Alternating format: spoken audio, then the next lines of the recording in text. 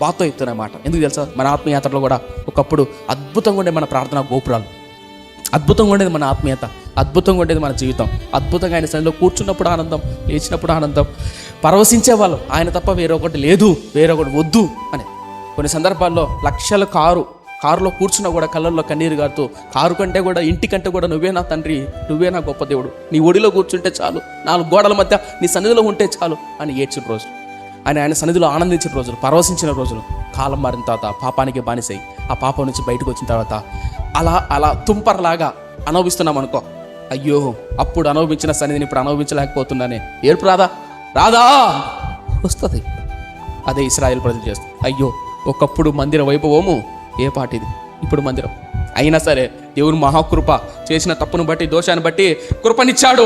యెహోవా దయాళుడు, కనికరం కలిగిన తండ్రి అయినా సరే మనం లేవనెత్తి మందిరం కట్టుకుని కృపనిస్తున్నాడు అని ఆనందం ఒకవైపు, ధైర్యంతో రుచులో పాపంలో పడి తిరిగి నిలబడి ధైర్యంతో దేవుని సన్నిధి ఎదగాలని ప్రయత్నం చేస్తుంటే ఓవైపు దోషారోపణ ఉంటుంది. అయినప్పుడు ధైర్యంతో ముందుకేస్తుంటే అంతటితో మొదటి ఆటంకం ఏంటి? భయం. ఇప్పుడు రెండో ఆటంకం ఏంటి? ఆరోపణ.